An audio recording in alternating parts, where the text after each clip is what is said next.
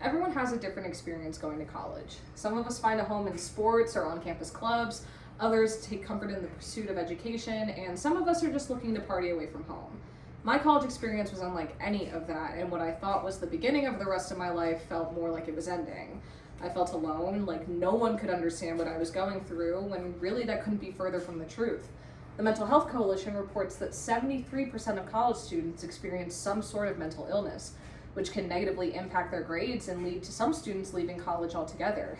It can be scary knowing that you can suffer in silence in a time that's supposed to be about self-discovery, but the transition to college can invite a multitude of new stressors, like a change in routine, heightened academic expectations, and the need to establish a brand new community, all of which we never really thought about in high school. I mean, we all remember high school. You wake up, brush your teeth, eat breakfast, go to school, and prepare yourself for a nourishing 7 hours of schoolwork.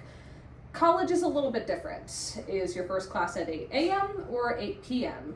Do you actually even have a class today? And did you schedule that 10 a.m. for the same time as that club that you really wanted to be a part of? What time does the cafeteria close again?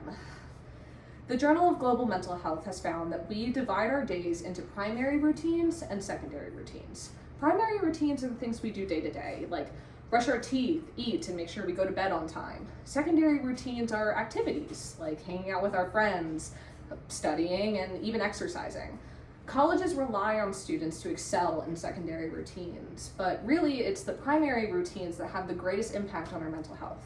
Think about it. Have you ever skipped dinner and stayed up all night to study for an exam? Did it feel worth it the next day?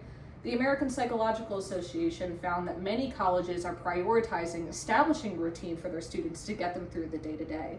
But how does this help with the academic stressors? The workload between high school and college increases drastically, so much so that many campuses implement a class for their students to learn how to handle the transition. Despite this, a study conducted at Wake Forest University found that many students still feel extremely overwhelmed with the caseload, and it does reflect in their assignments. And, a bad grade in high school is one thing. A bad grade in a class that you have to pay to be in, a class that you would have to pay to take again, the heightened academic expectations and the financial consequences of failure are a terrifying concoction that many campuses do not have the resources to combat. Colleges are doing what they can to help the rising cases of mental health disorders on campus, like free counseling and emergency resources, but community continues to be the most effective source in getting to students. But establishing connections in a brand new setting is hard for a lot of people. I mean, the National Library of Medicine found that the highest risk of the sense of isolation is found amongst college students.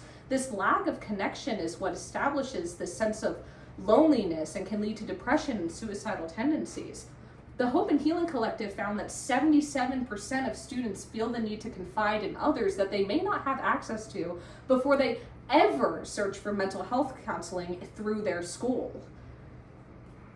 It's hard. It's hard to think about how we're all impacted by these things and that colleges don't have the resources that they need in order to help their students. But these struggles vary from student to student, so they need the connection amongst their peers in order to continue their education and feel a sense of belonging on campus.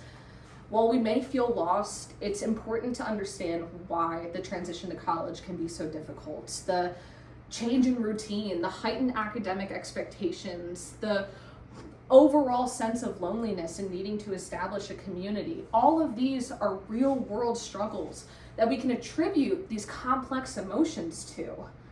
The most important thing I can say is, just keep going. Establish those connections.